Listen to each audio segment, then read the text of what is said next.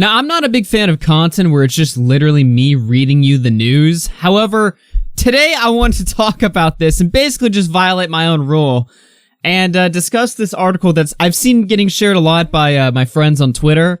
It does relate to Twitter, and it actually relates to something that I've talked about for over a year now. Not consistently, of course, but this was first brought up in my program over a year ago. So I thought, you know what? For old time's sake, let's take a look at Twitter's current stance on child porn, because that's always a fun topic. Child porn live on Twitter. Let's take a look at this from New York Post. Twitter refused to remove child porn because it didn't violate policies. This is now a current lawsuit. Twitter refused to take down widely shared pornographic images and videos of a teenage sex trafficking victim because an investigation didn't find a violation of the company's policies, a scathing lawsuit alleges.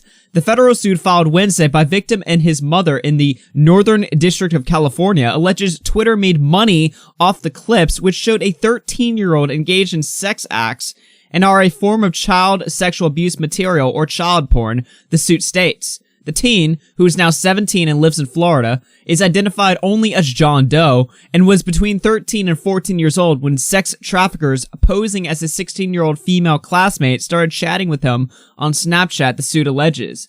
Doe and the traffickers allegedly exchanged nude photos before the conversation turned to blackmail. If the teen didn't exchange more sexually graphic photos and videos, the explicit material he'd already sent would be shared with his parents, coach, pastors, and others, the suit states.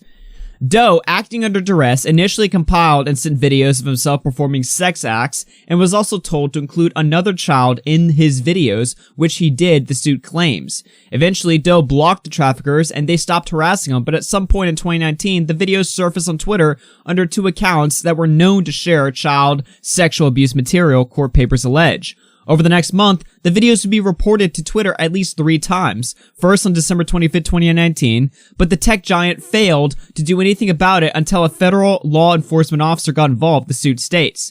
Doe became aware of the tweets in January 2020 because they'd been viewed widely by his classmates, which subjected him to teasing, harassment, and vicious bullying, and led him to become suicidal, court records show. While Doe's parents contacted the schools and made police reports, he filed a complaint with Twitter saying there were 2 tweets depicting child pornography of himself and they needed to be removed because they were illegal, harmful, and were in violation of the site's policies. A support agent followed up and asked for a copy of Doe's ID so they could prove it was him after the teen complied. There was no response for a week, the family claims. Around the same time, Doe's mother filed 2 complaints to Twitter reporting the same material for a week. She also received no response, the suit states.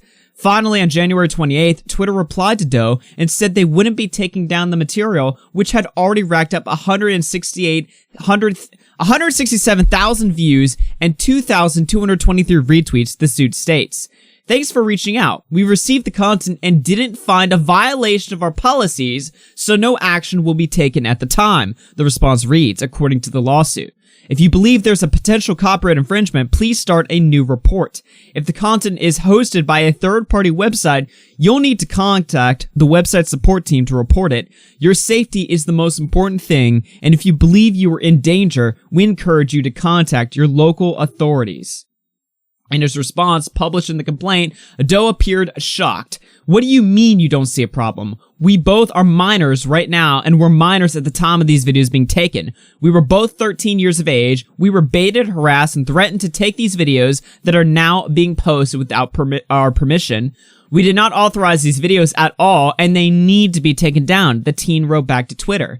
He even included the case number from a local law enforcement agency, but the tech giant allegedly ignored him and refused to do anything about the illegal child sexual abuse material as it continued to rack up more and more views. 2 days later, Doe's mom was connected with an agent from the Department of Homeland Security through a mutual contact who successfully had the videos removed on January 30th, the suit states. Okay, I think we get the point here, and this is absolutely disgusting.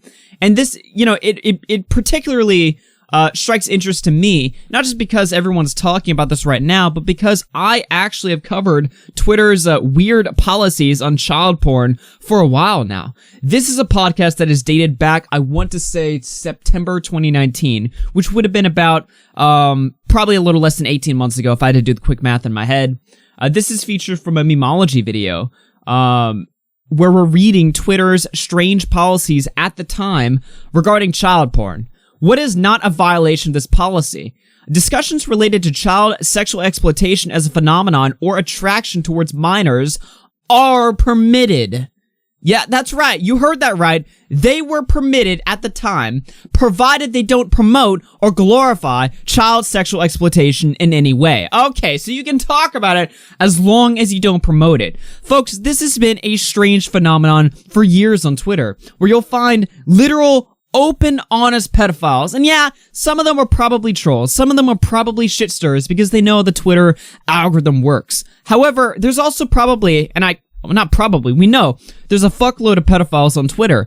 And when you talk shit to these people, or when you report these people, very rarely do their accounts actually get taken down. As a matter of fact, not only do their accounts not get taken down, but it's more likely that your accounts will get taken down for harassing or bullying the pedophile. On Twitter, they value whether or not you're an asshole more than whether or not you're a pedophile. And I know it's bots and it's, TOS and stuff like that. A lot of this system is automated. It's not literally people at Twitter choosing to side with the pedophiles, but it is a human being that wrote this TOS here, or rather a team of human beings that wrote this TOS, permitting the talks of sexual exploitation with children. It's absolutely ridiculous. Artistic depictions of nude minors in a non-sexualized context or setting may be permitted in a limited number of scenarios, works by intentionally renowned artists that feature minors. Good to know, Twitter. Absolutely good to know. Now, in October 2020, they did revise their policy. And I'll go ahead and I'll move my webcam down here so we can take a look at this right here. This was rewritten in October 2020.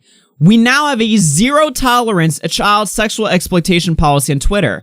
Twitter has a zero tolerance towards any material that features or promotes child exploitation, sexual exploitation, one of the most serious violations of Twitter rules. It's ridiculous how much the tone shifts here in their new policy. I remember articles were written back in October talking about how Twitter has now banned child sexual exploitation and promotions of this type of activity. And everybody on my feed was just like, the fuck? Like, what do you mean they just now banned this? Why wasn't this already a banned policy? So, I'm looking at the dates here. We're talking about January 2020. This was written in October 2020. So back then, Twitter simply stated, well, it's not against the TOS, I guess. I don't know, man. This is strange to me because, I'm looking at their old policy here and I'm thinking, okay, they said as long as you don't promote it, posting child porn on Twitter, is that not promoting it? Even back then, with their fucked up policies back then, it seems like, it seems like this would have been against the rules. I just can't imagine a mainstream social media website, allowing child porn in their TOS. That just doesn't make any sense. None of this story makes any sense to me. But it just goes to show, and this is something I'm thinking about, right? And not to get too political, but you have a site like Parler, which is essentially the conservative alternative to Twitter. It is entirely impossible for this site Parler to exist. The servers are going down, it's constantly getting shut down. This website cannot exist.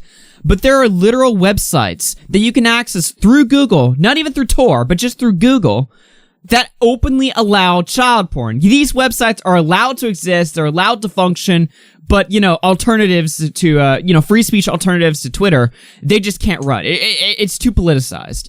Really just goes to show where people's priorities lie. What the fuck is going on here, man? None of this story makes any sense. Seriously.